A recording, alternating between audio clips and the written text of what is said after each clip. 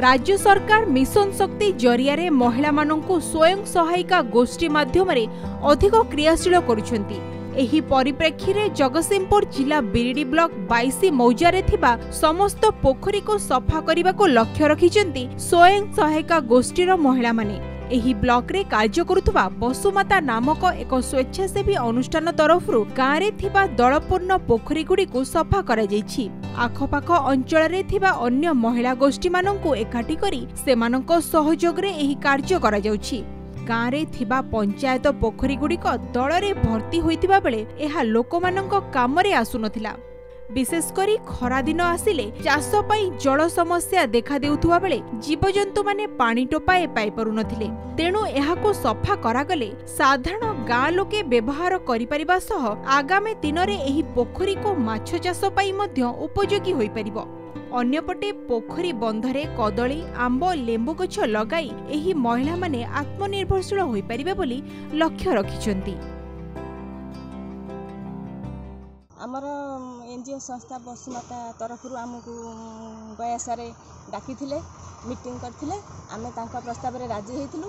आमको बिना पारिश्रमिक रे ये पोखरी सफा करिया पई कि से कहिथिले। आमे भी समस्त महिला माने राजी हेतिलु, जहा द्वारा कि ये पोखरी सफा कले आमे बहुत उपकृत हबु। माछ चाष करि परिबु, गाँव रो लोक माने सुविधा पाइबे, गाधुआ पाधुआ करि परिबे, चाष बास मेन मुख्य कथा होची चाष करि परिबे। आमर मो बगीचा रे आमे मध्य काम करि परिबु, एठी चाष करि परिबु, गोरु गाई पी परिबे। 5 वर्ष हेलानी गाड़िया सफा है नथिला। तापर गाई गोरु भी असुविधा रे थिले, लोक बाक मरीगले भी गाधुआ पाधुआ असुविधा होतिला। आमे तेणु करी समस्त एकजुट होइकरी आमे गाड़िया सफा करूछु। आउ सफा करूछु, आउ गाधुआ पाधुआ गाई गोरु समस्तर असुविधा होतिला।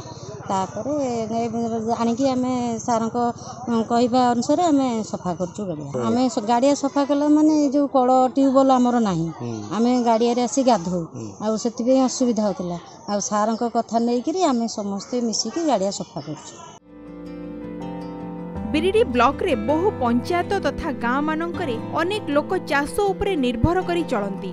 चाषी माननको पानी जोगाई देबा सह परिवेश सुरक्षा नै बिना पारिश्रमिक रे महिला माने एही महत कार्य करूछंती।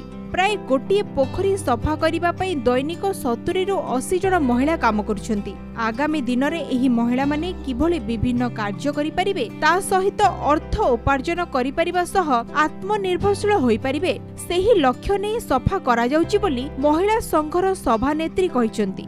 वर्तमान खरा दिन थिबा बेले आगो को वर्षा दिन आसुची। खेत पानी खेतरे रहू, पोखरी पानी पोखरी रे रहू।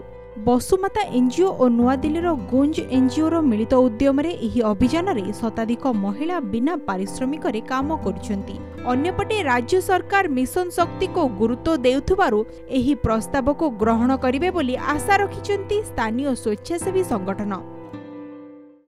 जो मिशन शक्ति माध्यम रे ये माँ मान एसएचजी ग्रुप मान को अग्राधिकार दिया जाऊ, जोठारे माँ माने निजको निजे जाए निज पोखरी सफा करिसेंती, निज गाँ दांड सफा करिसेंती, से प्रायोरिटी विषय रे मिशन शक्ति माध्यम रे तांको एते शामिल करा जाऊ, तांकर आर्थिक मानदंड को उन्नति मान करा जाऊ। या हम सरकार पाखरे निवेदन करू। नमस्कार, मो नाम बजय देवलाबादी। पोखरी प्राय दीर्घ 5 वर्ष है परित्यक्त अवस्था पड़ रही।